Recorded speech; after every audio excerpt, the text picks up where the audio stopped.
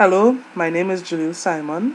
This is my group's presentation on the ESST 3007 database project. Our project is titled The Environmental Compliance and Enforcement System and was produced by Anand Mahabir, Jyotsna Sahatoo, Leon Forde, and myself. The Environmental Management Authority is Trinidad and Tobago's governmental body that is in charge of the protection and conservation of the environment.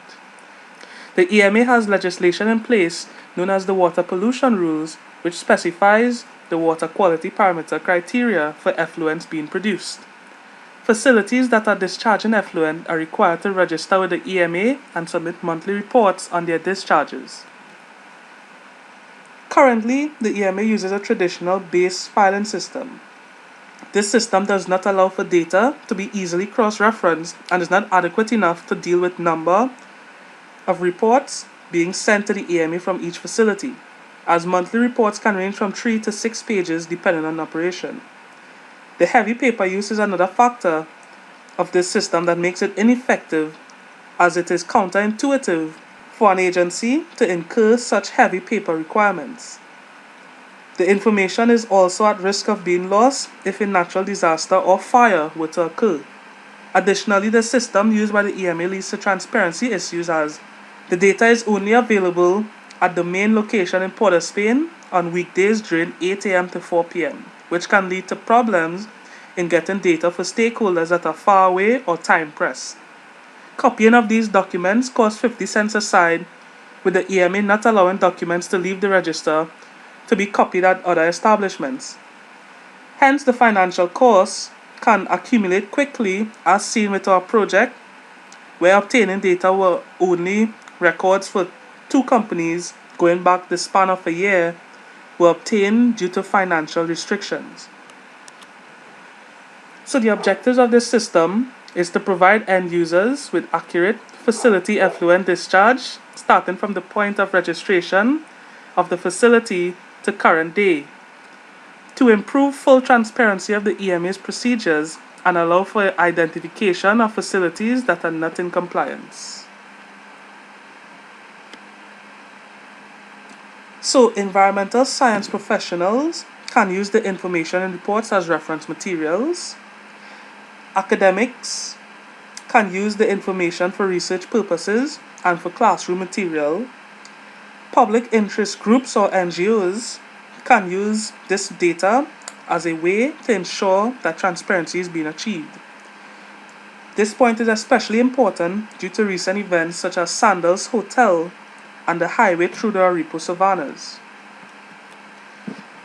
So, the system description. The EECMS comprises of 2 modules, a user module and an administrator module. The user module allows users to create a user login with which they can access data and generate and print reports. Users can also reset their password and send messages to admins. The administrator modules allow admins to access user records, delete users, and alter data. So the module comprises of a combination of linked tables, forms, queries, and reports. The tables hold the information of the system, with the forms and queries forming a bridge that allows users to manipulate the data to get the reports they need. And now a video demonstration. Upon loading the access file, the system is met with their first navigation screen. This screen consists of a login screen, a user registration form, admin contact, and exit, which closes off the database. So you must first register before you can view the data.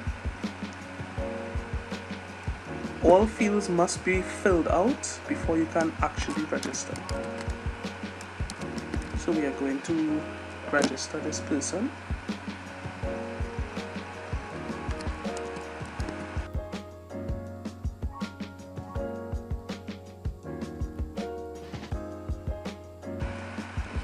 Once all the information is filled out, you click register.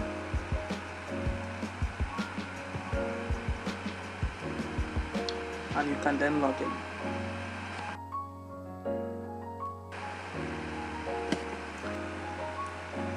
The user on logging in is met with the main user navigation screen, which as you can see consists of the company report selection, the admin contact selection, and an exit button that takes you to the start screen. Using the company report selection, you can select a company to generate a report on. We are going to select Yara Trader Limited for this demonstration. Upon selecting Yara, you get a little brief description of the company, and it tells you that they started sending reports to the EMA from the 27th of November 2017 to the 3rd of January 2019.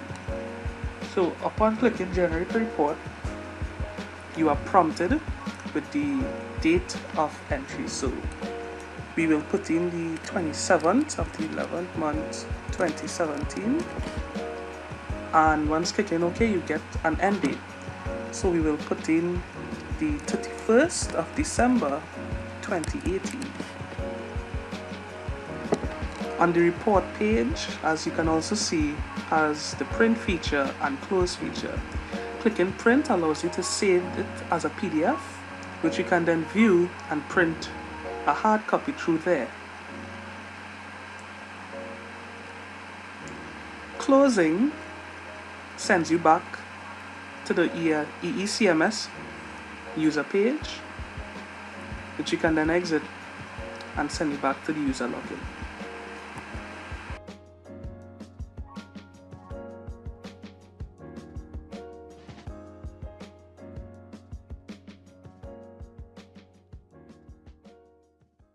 So upon entering as an admin, you have more features.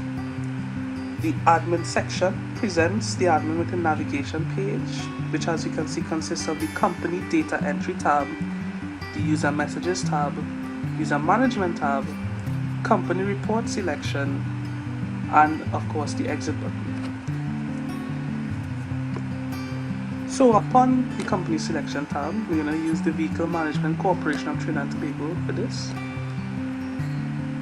You can enter the data, and as you can see, this feature has a company ID to ensure that you are entering the data for the right company, as well as the date, the sample type, point location, sample point ID, which is a special ID that each sample point has, the sample point number, which is also special, as well as all the water parameters that the EMA requires. The user message board allows the admin to view messages from this tab and delete messages from users. The user management tab allows admins to update their password or their user's password, as well as change their user type.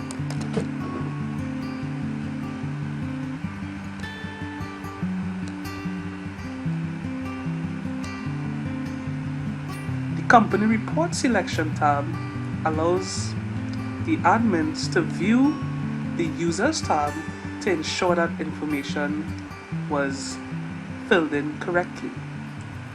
And that is it for a user demonstration. So, system improvements. The database currently only contains data on water effluents for 2 companies. Adding all the companies registered would greatly improve the objectives of the system. It can be expanded to improve air quality emissions from facilities to develop an all-around compliance registry. It can also be linked to GIS to allow users to have a visual of the point of effluent discharge as well as the terrain. So in conclusion, the finished product allows users to access data from different facilities and generate and print reports. If connected to a server, the system can improve transparency between the EMA and the public. Reports generated can be adapted into learning material and for use in the EIA process. I thank you for your time. Enjoy your day.